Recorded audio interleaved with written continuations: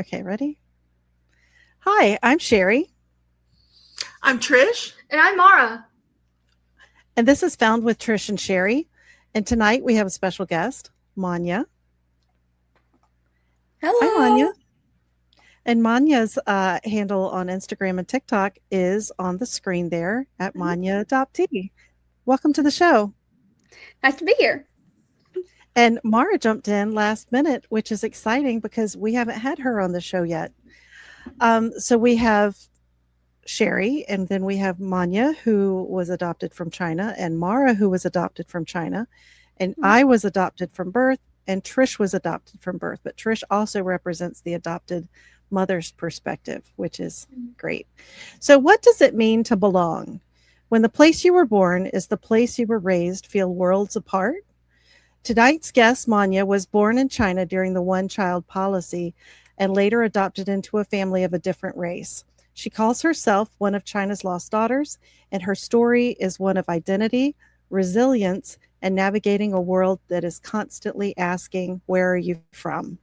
In this episode, we're diving into transracial adoption, cultural identity, and the moments that shape how we see ourselves, especially when we don't always see ourselves reflected around us.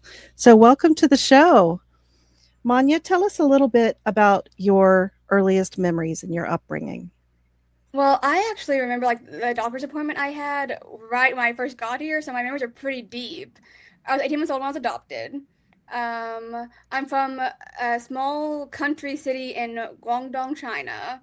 I was adopted in 2006, and I was one of like the really last like big groups of adoptees from the one child policy, like the really big international adoption like spike. Hmm. Hmm. And do you know any of your backstory from before you were adopted?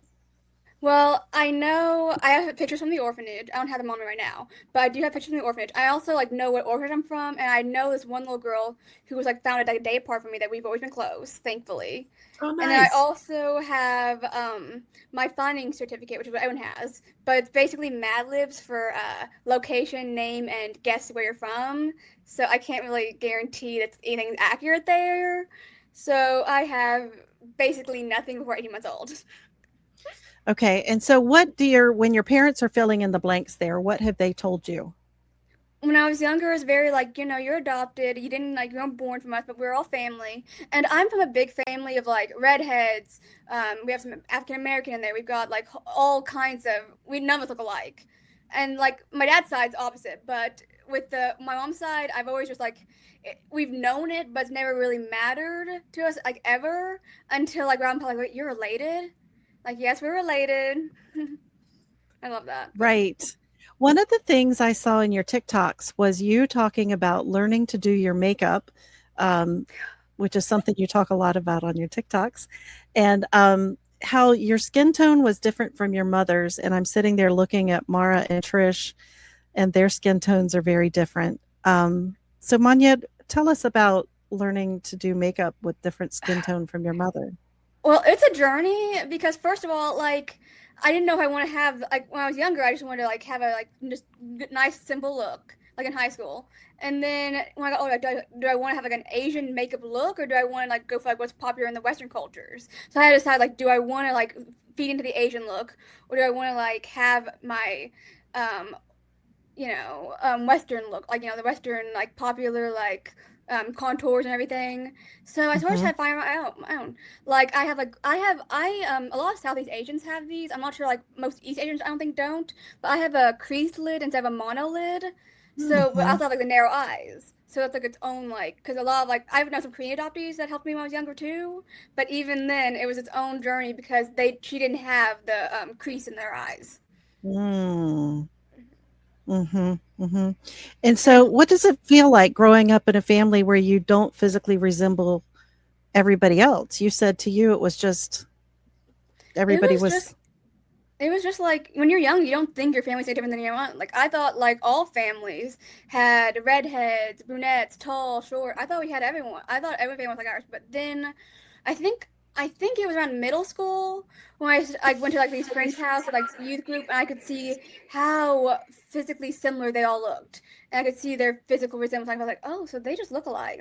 something people families look like, and it was just never that way for me, and I never questioned it, but I loved it anyways. Mm-hmm. I had a very similar experience in that my mom was dark haired, olive skin. My dad looked like a tall Danny DeVito. I am pale, and was nearly white Tall. as a kid and tall and everybody like, oh, you look just like your mother. And even as a kid, I'd be like, how? I look like my dad, and his family, like I've done this 23andMe, is British, German, Irish. Like I am nowhere with nothing that I just don't look like. So We had that too. Now Mara's nodding her head over there. When the everybody says when I'm not with them, they say, oh, she looks like her dad, which is funny because when the FedEx man delivered her picture to us, when he opened it up, he goes, I've never delivered a baby before. And he opened it up, he stared at it and stared at my husband and stared at that. He says, I don't know how, but she looks like you. And I'm like, I don't know how either. But if I'm not there, yeah, they really do, which I think is funny. But I think behavior-wise, I have you. Oh, yeah. I have you. mm-hmm. Yeah. So Trish, can you fill in some of these blanks? I don't know much about China's one-child policy, but can you fill us in on adoption in China at that point and what your experience was like? Well, at that time, we were told it would be 6 months to a year wait, paperwork, and 6 months to a year wait. 5 years. It was a long wait. But I will say, it was absolutely fine. It was a torturous wait, but the worst part was waiting the 6 weeks between when I knew who she was. I could see her face. I knew where she was, and I already loved the just snot out of her and couldn't go get her. And it's like, the government is keeping me from this. It's paperwork. I just want my family. And so it was 6 weeks between when you got the picture and when you got the baby. We were able to go. And that seemed way longer than 5 years somehow, because I guess that connection to me had been made. And then when we went over, we went through Hong Kong, which seriously, at that time, Hong Kong, I could have moved there. It was one of the coolest places I'd ever been. And the next day and a half, we went down to Nanchang, and they brought her to us. And we had done so much research through the books and all that, the research, what could be bad, what are you supposed to do, how are you supposed to foster connection, all this, bonding and all this. And they said, oh, it's good if she cries. And I said, oh, great. And so here comes this baby, and she looks, literally, they're like, here's your parents. And she kind of looks me up and down. Now, she's not quite a year old at this point. She's like, hi. I was like, oh, no, you're supposed to be crying. And I'm holding her, and she's like, you'll do. Okay. And then she peed on me. Oh. I thought, well, I've been marked. So, and after that, didn't you say that the children that were in the orphanages had I don't remember the word you used for it, like a nanny, mama-san? What was the word for it? She had 2 nannies that brought her, that were the 2 nannies that took care of her most of the time. One was younger. One was much older, probably grandmother age. And the younger one, really, they were both obviously very close to her, and they were very sad. But the younger nanny just went off in a corner and cried when we got some time alone with them. But the older nanny put her in my arms, and she would talk to her, and Mara would just look at her like, okay. And then she put her hand on my chest. Mara put Mara's hand on my chest, not the nanny. That would be really weird. And would tell her, mama, mama, and then trade back and forth. And, we've been together ever since. But the process to get there was, we filled out paperwork over and over again. My mom lived with us, and so she had to go through the paperwork process as well, which was interesting because as a school librarian, she had pretty much worn off her fingerprints with paper, which I didn't know was possible to do. Technically, they're there, but we had to go through that every single time and re-get police reports. And, it was it was a lot of work, but now it's just kind of a, distant memory. But things have changed a lot in China, where there's no more one-child policy, and there's a much more acceptance of adoption. And Well, I'm sorry to interrupt, but there's no more like international adoption even in China. They don't even do no, international adoption anymore. no, That's there's changed a not. lot. Yeah. And why did that change? Do we know? Aging population, actually. I've actually done a lot of research on this. So basically, in my years, because I'm like in my 20s now, I'm almost 20. And so basically, everyone my age, there are a lot more guys than girls, and that's not really working out for them because they kind of need to marry in that culture. Mm-hmm. So I didn't really like think that went through. So they Yeah. canceled all international adoptions from China. I think they only have adoption like if it's like by a relative now. Oh, kinship adoption. Yes.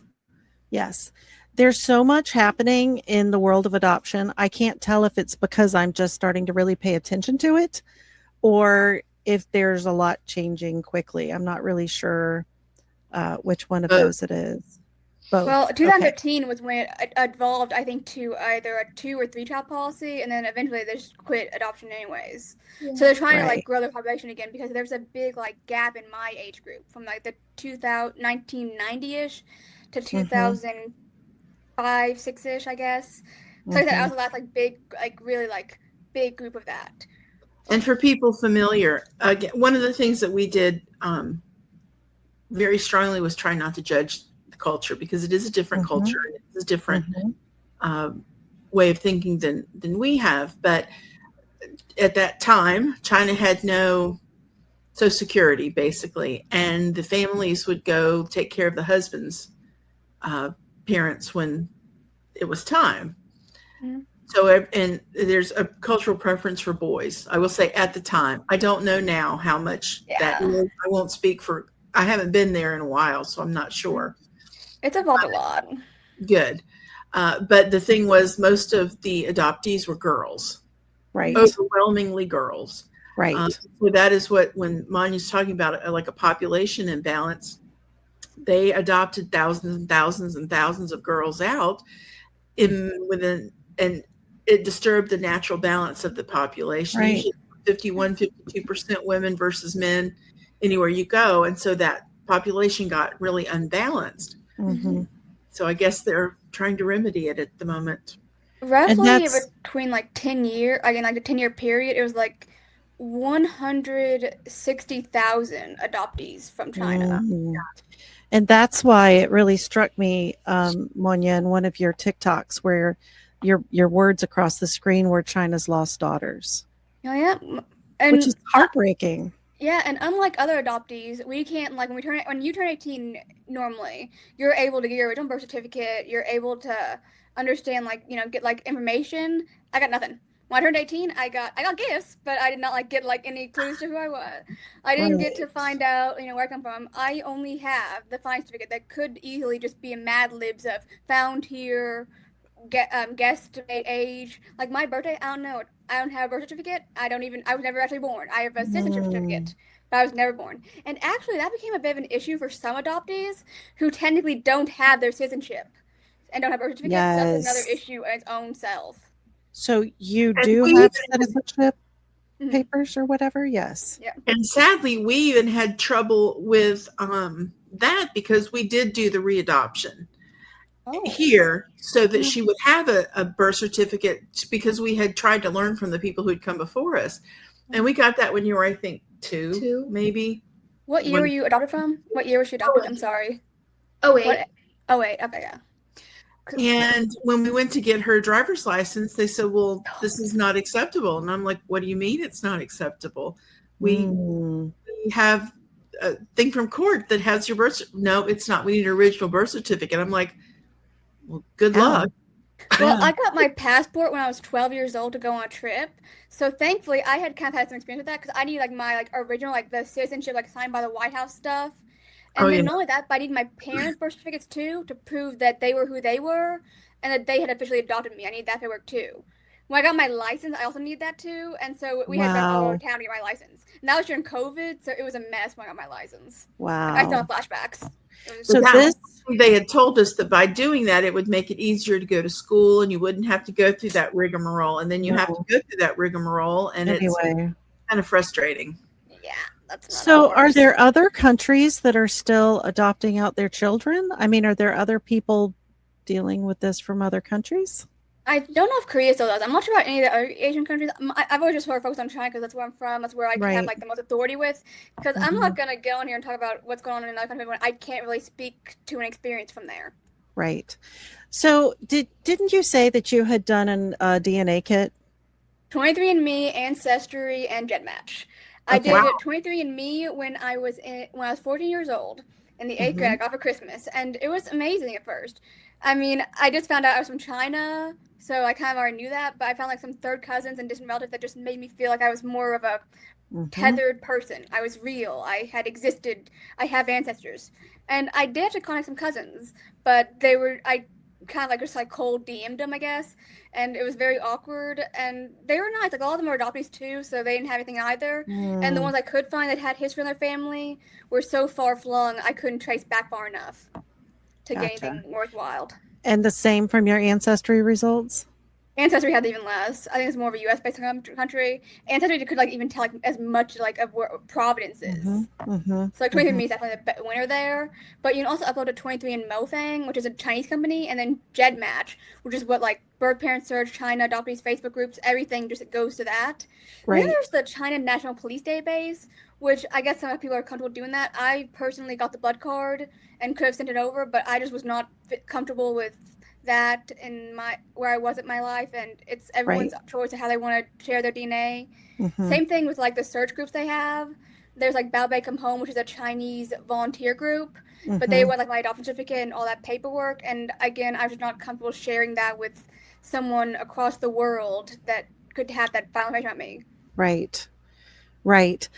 So I think I'm going to ask both Mara and Monya this question, and I don't know how much Mara's on social media, but I see these videos of people who were adopted from China, and they do find their biological families, and they do go back and visit the village, and they do, hug their mother. Usually there's a translator involved, but how does that make you feel when you watch that, Monya? I've seen a lot of videos like Year the Rabbit and Found and all these other documentaries, and I'm like Broken Bridge. I thought that was interesting. Personally, I would like to know, and I get a little jealous that it was so easy for them, because like, I mean, not easy for them, but I get a little jealous that they were able to, because like, I've done my DNA, I've done everything right, I just haven't gone close enough, and it's just a little like, I can get jealous a little bit, I'm not gonna lie. Yes. No, I get that. When Trish and I were in the adoption groups, it only took 9 days from my ancestry result for a search angel to get involved and find my biological mother. And I felt, they say like survivor's guilt, like a similar type of guilt, because in these groups, we were watching people who'd been searching for years and years and years, and they were getting older and they knew their birth. Yeah. And I was like, oh my God, in theory, it was easy for me. I have always said those were the worst 9 days of my life. Trish loved the process. I didn't care for it at all. Mara, did you? So yeah, I thought it was really interesting. Mara, have you seen videos like that? How does that make you feel? I'm not really on that side of social media. You do have a bestie we think you might be related to. Yeah. One of my best friends, we've known her for forever. We met at Olive Garden. Olive Garden? Yes, you met her at Olive Garden. I met her parents at a Chinese adoption support group. And she looked so much like her. I mean, it was freaky. Like, my husband saw pictures on social media of her and her dad, and he's like, who's sitting with my baby? Okay, but not her. And they're from the same province, and they look a lot alike, and they have a lot of the same personality, and they have just a whole lot in common. But we have pretty much told both girls we're more than happy to help you when you're an adult.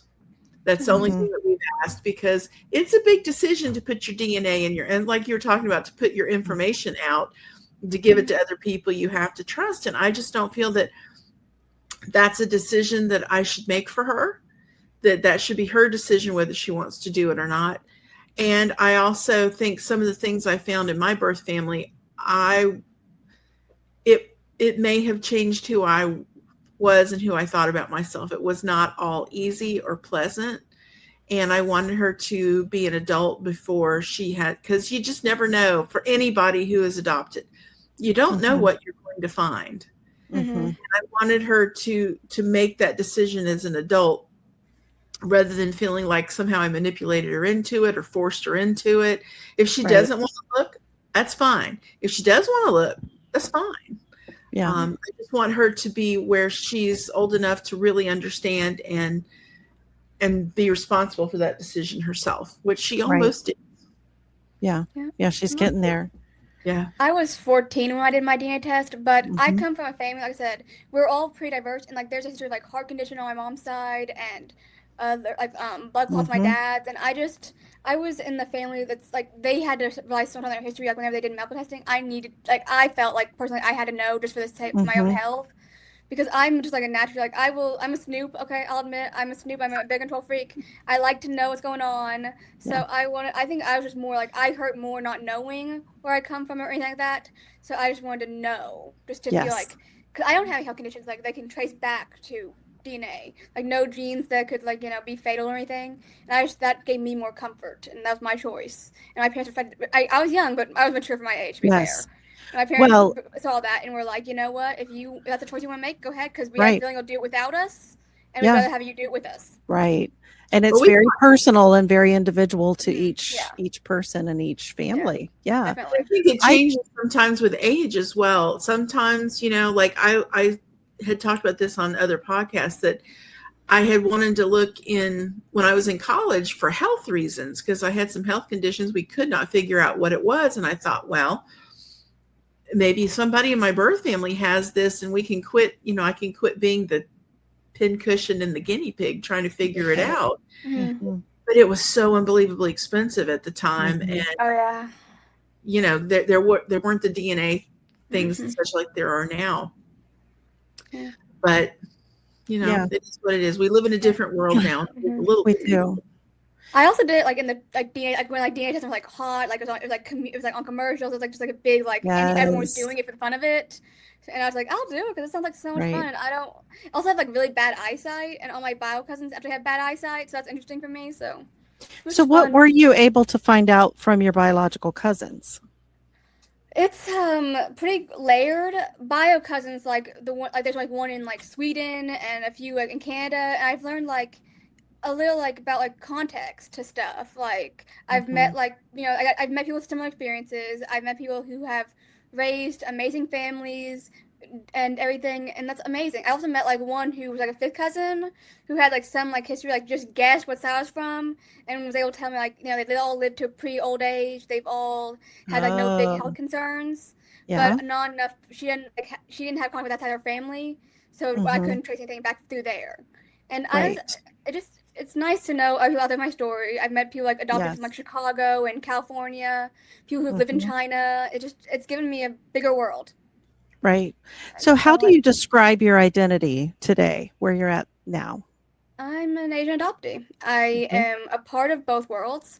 I'm not sure if I'll ever be quite fully accepted by either, but I live there, and it's my life, and it's not a good story, it's not a bad story, it's just a story. It's just an experience. That's why I'm sorry. Do you ever feel like you have imposter syndrome?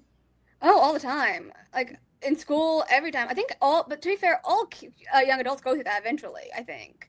Like it's part of finding out who you are. And I saw another Chinese adoptee, and she said, I just ventured into the Asian market for the first time by myself.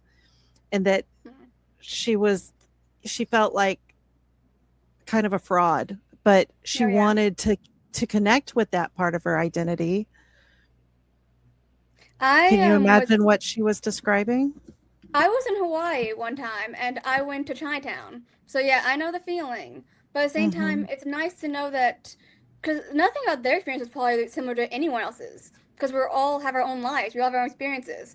So yeah, I get to feel like imposter sometimes. But I think eventually, when you're finding out who you are, you're always gonna feel like imposter. Like, and if you're smart in school or not, if like I Yes. just feel like that.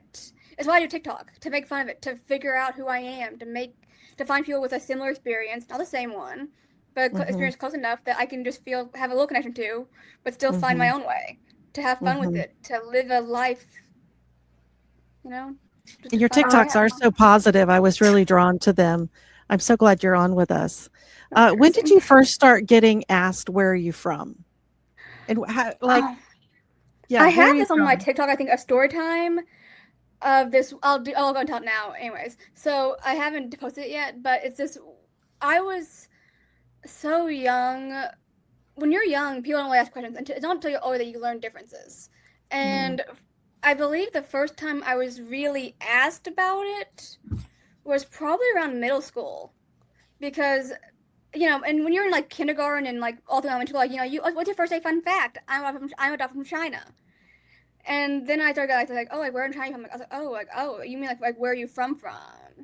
That's like an awkward question, because like oh, I'm adopted from China. Right. And the weird thing is, sometimes I do like people like, I remember freshman year of high school. This is gonna be story time. I'm sorry, That's but okay. I remember No, freshman that's year what of we're high here school. for. This Yes. one girl, she was an A last name and I was an A last name. So we'd been together since I don't like maybe first grade. Yeah. And Roll we call. were Yeah. in social studies class, and she goes, "Are you really from China?" Girl, that's my fun fact for like the last 10 years. Two truths and a lie. Yeah, Yeah. like, and it wasn't like till I was older that people started like notice. Like, honestly, it wasn't until I got like to like after COVID when I really saw the Asian stuff, because of the whole COVID Asian hate thing. It wasn't until then that I really started feeling it. That was rough. That was rough. We had a bad experience with COVID as well. That was my bad experience. Mara's bad experience was my bad experience with the Asian hate and COVID. Yes. Yeah. Yeah. Well, I had a teacher who would lecture like it's China bioterrorism, and she'd like look at me in class like, what they do to people in China who like no, I haven't lived there since I was 18 months old. And you go, yeah, I don't know. Do you know? Do you know? Yeah. Oh, very, wow. Like, hard. I'm old enough that I should not still be astonished at people, but I am. I am too. Yeah. Yeah. What would you say to other Asian adoptees navigating identity? Because I feel like you're pretty mature for your age, and that maybe you're a step ahead of some other people who are just starting to navigate this. I would say just own it.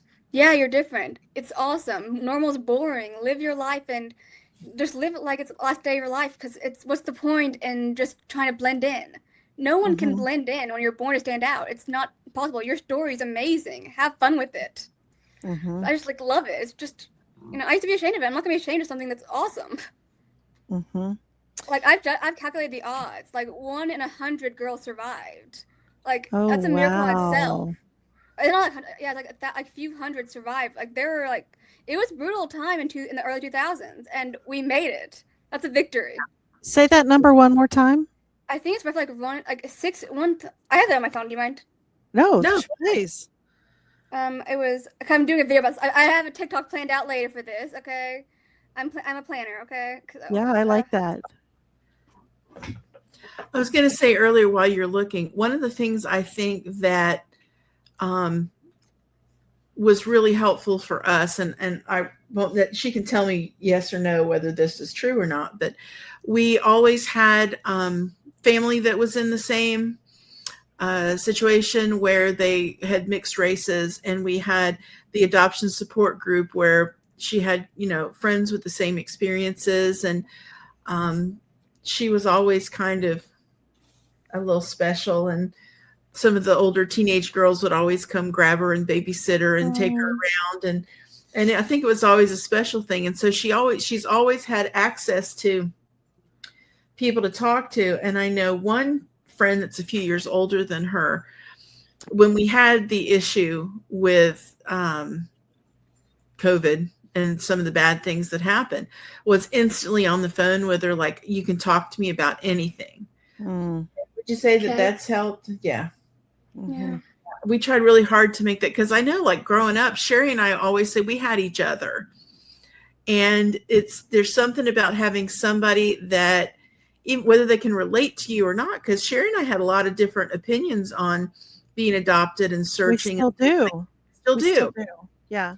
But having somebody that could and would listen and try to understand where you're coming from made a huge difference in being able to work through some of the more difficult stuff. And so we were hoping that Mara would have that as well, as she has friends and family and aunties and all of that. But there's just something about having adoptees understand what you're going through. Yeah. And Mara has a cousin who was adopted from China as well. You got all around. Okay, it's actually 33 deaths per 1,000 like live births. Okay, say it one more time. 33 deaths for 1,000 live births. Wow. And approximately 1 in 30 girls died in their first year. So that's a pretty big number, yeah. That's a huge the odds number. of your survival are amazing, and I love it. All the surviving are just. There you go. I don't You're love a the quality, obviously. survivor. That's bad. Correct.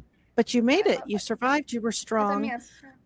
Right. Some of this is so fascinating to me, but it takes my brain a minute to catch up with it, because just empathizing with those mothers, like, were they prenatal testing to see, oh, it's a girl, and now you've carried this child for 9 months, right? You've carried them and you've birthed them, and now you're leaving them hoping somebody finds them or whatever is happening. I absolutely cannot imagine. And then to hear that statistic of how many survivors there were and how many didn't make it.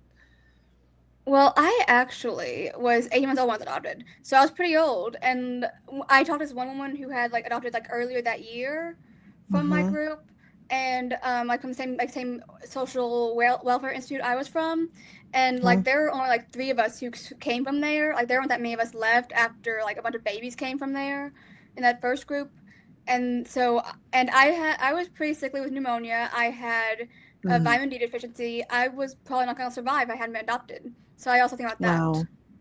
Wow. And what was I going to say? It was about the, with the birth rates, that's why it's so split, because there are so many missing. Roughly it says 22 million are still, they, from the population, should be there and they're not, so. Oh, wow. Well, and how many women just didn't announce they were pregnant or hid their pregnancies? They have a book I've read called Letters from an Unknown Chinese Birth Mother by Xinran something. Okay. And I'm doing a series later, books that destroyed me and quotes that destroyed me. That's gonna be fun. And so that's definitely a book that talks about the birth moms experiences and what they lived through. And it was, I was an adult when I read it, and it's still a lot to figure out, and it's a lot to read too. I will search up the name of that book and put it in the bio for anybody that's interested. I'm trying to devour all the books right now, which is a lot. What do you wish that people would stop saying to adoptees? There's so much. There's so much. Where are you from? First of all, because that's the most basic adoptee question ever.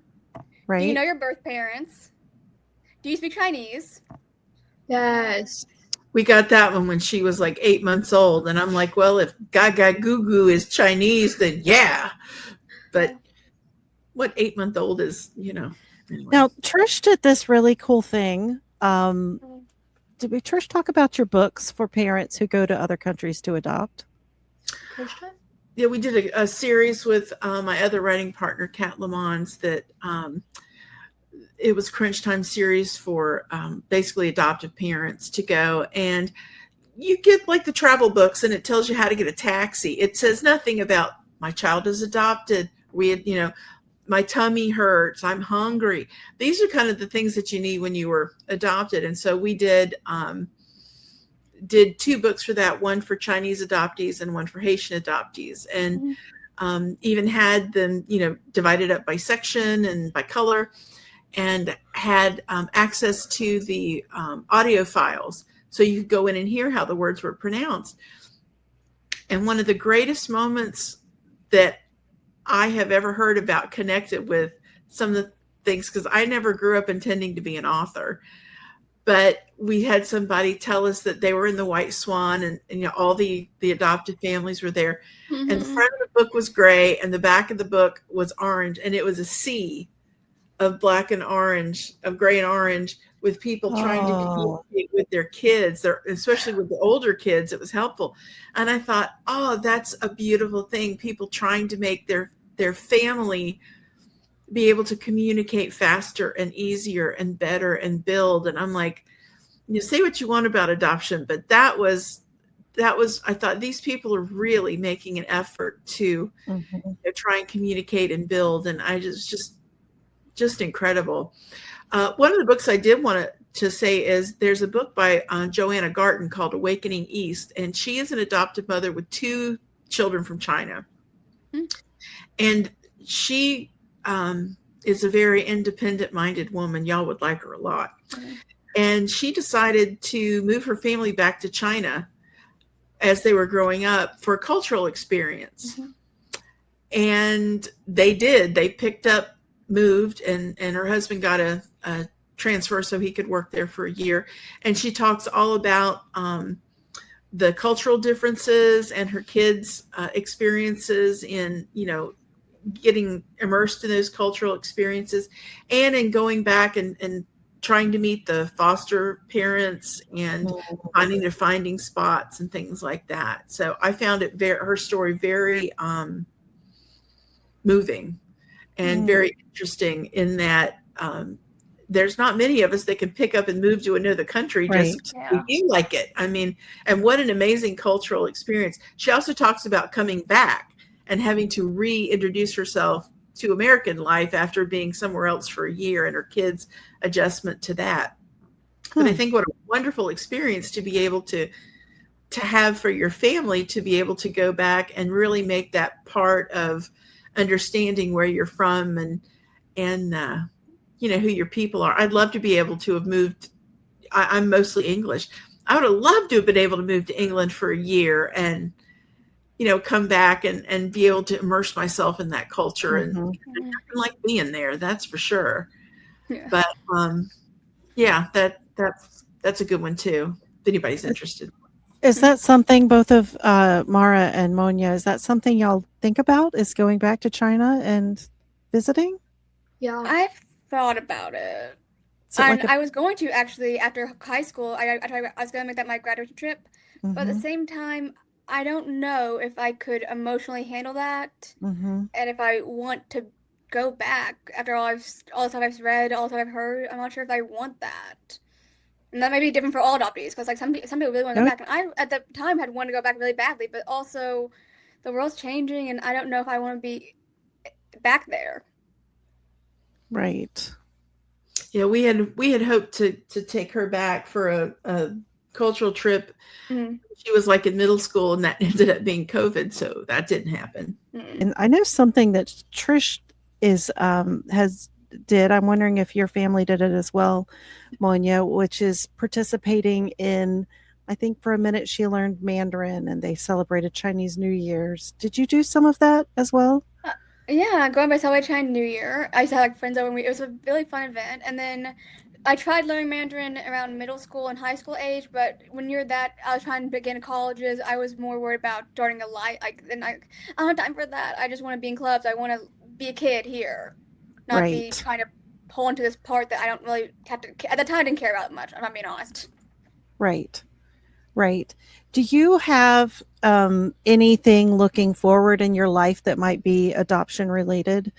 For example, I know that when we talk about feeling untethered, or like something that needs to be pinned on a map, or like these feelings that adoptees always explain. Trisha describes it as an alien dropping her out of nowhere, like something that all adoptees seem to go through, is this untethered feeling. And I know that I needed to be biologically like someone. I needed to be biologically related to someone, which unfortunately led me to marry the wrong person young first. I'm not saying I was consciously making these decisions, but looking back on my life, I knew I wanted to get married. I married somebody I thought was safe and had children very young in my 20s. The marriage didn't work out. I did find somebody wonderful, but when that opportunity came up to have more children, I had two more. And I used to tell my biological children that you're my four. You know, everybody else, they can trace their family trees forever and ever and ever, but you're my four. You're the four that I've got, and you mean everything to me. So personally, I can say that adoption drove me to that. Um, I don't know what Trish would say about that, or if the other two people. Do you feel any drive in your life, or like Trish said, she would go back to wherever her DNA was from? I would like to do the same. Yeah, appreciate. I actually kept a semi-decent face about the first marriage, so I get my props for that. Because I went through that. Bad, y'all. It was bad. We could tell stories, but luckily she does have a wonderful husband now that we just adore. So that's great. Yeah. But for me, I was always, no, I don't want to bother them. I always figured I was the worst thing. I'm a bad memory. I'm a mistake. And I labeled myself with all these, and my parents didn't do it, but it was me labeling myself with, well, what if they have another family? They're not going to want me. They're not going to, and it was all this negative. And so I was always like, no, I don't want to find him. I don't want to find him. And as I got older, like I said, when I had all the health issues in college, I'm like, well, if I could just get health issues that, if they want to talk to me, great. And if they don't, that's okay too. I don't care. And it turns out when we found them, when, we were 40s, I was probably the one that was more upset by it than Sherry. It was soul changing. It was incredible. And I think because it was such a shock that I got so much out of it. I mean, I felt complete in a way I hadn't before, just because I always felt like, now don't get me wrong, I love my adoptive family very much. And many of them I'm still very close to. And they've been very accepting of me and very accepting of Mara. And you would never know that we weren't blood related. Mm. But personality wise, I didn't really fit. Physically, it didn't really fit. Interest wise, didn't really fit. Talent, didn't really fit. And it was just amazing. Once I found that birth family, I'm like, oh, that's where that comes from. In fact, I had lunch with my birth mother today, which is a relatively rare event because she lives kind of far. And it was like, oh, that's where that came from. And we would kind of laugh about it like, yeah, okay, yeah, that's because of me. That's, yeah. And it's just really different. And plus, I think not coming from as open of a society about adoption when we were younger as there is now, it was just not as talked about. It was, oh, everybody thinks you're ours. Probably not. We live in a small town. Everybody knows where I came from. Yeah. And I think that kind of, I can't really say deception or lie because they never lied about it, but it was just smoothed over kind of. We don't talk about that. We're not ashamed of it, but we're not gonna make a big deal of it.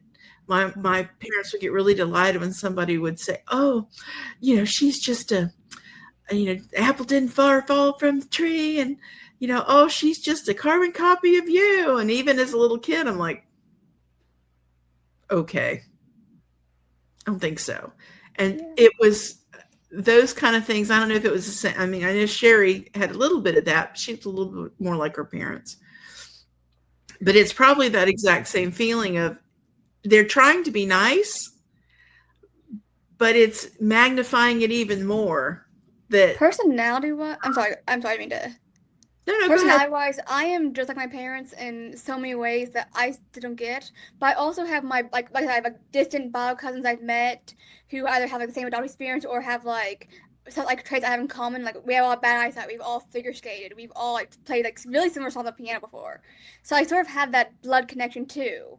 It's not as close as I wish it would be, but Right. I gotta take it, and it's something. It's proof that you were born, that you existed, that you were here, and that's all. Mhm. And well, I'd love to have a closer connection.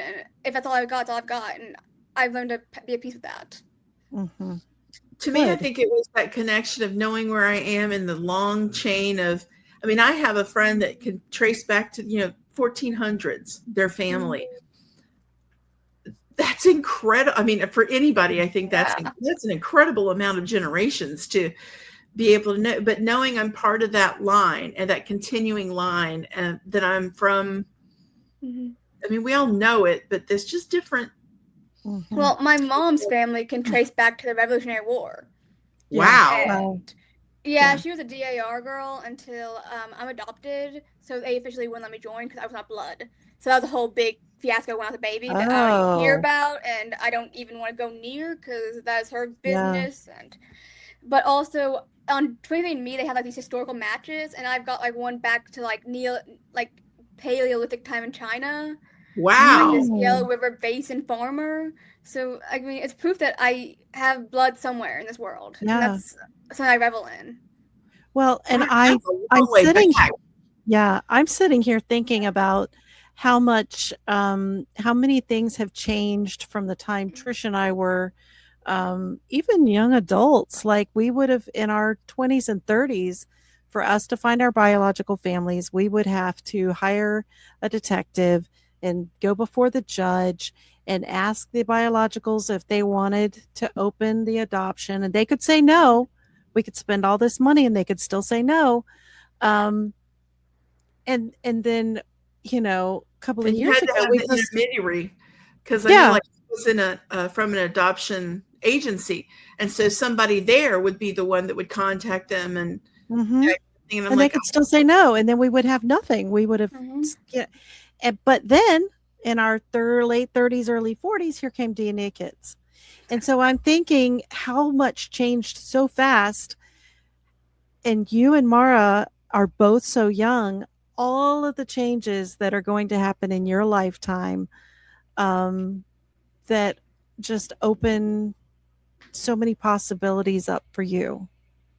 Yeah, I definitely agree because like before DNA testing, I thought I'd have to do a lot, like go to China, do something. Like I did not like want to do that much work. I was, Right. I was young at the time. I was 14 when I did my first DNA test. So, but Yeah. then when I became mainstream, like I want to do that. Like I can get answers. I'm gonna take what I can get because normally I Right. would get nothing at all. Right. Right. and there's a lot of people that don't get anything at all. I mean, we've been in some Mhm. of the DNA groups, people that have been searching for decades, even with Yeah. this kind of testing. Sometimes you just hit a dead end. And I Mhm. can't imagine how frustrating that must be for people to be searching and having that need for so long and just finding nothing. You're It's a Mhm. annoying. It's here. hard. Like I was doing Mhm. it. I was pretty big into it in my early, in my like 14 that age up in high school. When you're figuring out who you are and what you're doing with your life and everything. That age where you're questioning everything. So I was definitely really into it, and I hit a wall, and I just got annoyed. It was hard not to know Yeah. because I like to know Yeah. stuff. I want to know like where like I said, I don't look like anyone in my family, so I want to know like where I get my looks from, and where I get like I'm double jointed. I want to know where that comes from, and I think it's a Right. part every kid has a right to know. Like where does this come from? Like Right. say I have an autoimmune disease. I have a bad health thing. I want to know Mhm. like first of all, I don't have relatives I can just give another organ from if I lose one. Mhm. So like Right. I want to know like who can I blame this on? My biological parents. Right. Yeah. And for me it was I wanted my story. Mm-hmm. How did I come to be? What was that story? Mm-hmm. And then the health stuff, and then my other part was, do I have siblings? Do I have siblings? I really wanted them just as much as I wanted the parents, if not more. And one Yeah. thing I think I would say with the more we do these and the more people we interview and things like that, even if you don't want a connection with Mhm. your adopted child, I think being able to give them updated health information is so unbelievably important. If birth parents would just be so kind as to, you don't have to, even if you don't give identifying information or anything like that, just be kind enough to give us a heads up that 12 people in your family have had breast cancer. Well, I'm going to be a lot more careful looking when I know that, or that rheumatoid arthritis runs in the family, or that anything like that. And I think the older, I mean, you're very young, Monya, and so is Mara, but the older that you get and the more things start happening and the more things that show up, I think the more important that kind of updated health information is, because the health information your birth parents may have had 40 years before, you got another 40 years of information that's happened that you're now aware of. And that could be really invaluable as far as treatment and looking for it and being on top of it that could save lives. And I that's probably one of the things I think about most these days, is that at least give us our physical health information so that we can be more prepared. Yeah. Well, we had a recent guest. I'm sorry. Go ahead. You're a firm believer. I'm sorry. No, go ahead. I apologize for everything. It's part of being adopted, okay? We just apologize for everything because we think our existence is a mistake. Yeah, it's a whole thing on my TikTok. I'll show you later. But I was just saying, I think we all have a right to know where we come from, to have a beginning to our story, to know that we came from something, to know where it all starts, other than here's a guess at where you came from. And I think that as a human being, you deserve that. And that, if they don't want to meet you, fine. If they don't want to tell you their name, if they don't want to be a part of your life, okay, fine. But you owe them. You brought them into this world. You find them, they owe you the simple human courtesy of saying, FYI, you might die tomorrow. Right. Or just watch out for diabetes. That was one of mine. Or those kind of things. We recently had a guest who's was contacting their biological mother, and the biological mother turned around and served her with a cease and desist, like a restraining order, like a leave me alone. I can't even imagine that level of rejection. But, at a minimum, we need our health information. That's, my husband used to call me his little science project, because all of these weird things that I have actually hook into EDS. And I had never heard of it before I met my biological sister, and she's like, oh yeah, we all have it. I was like, oh, okay. And I'm in my 50s at that point.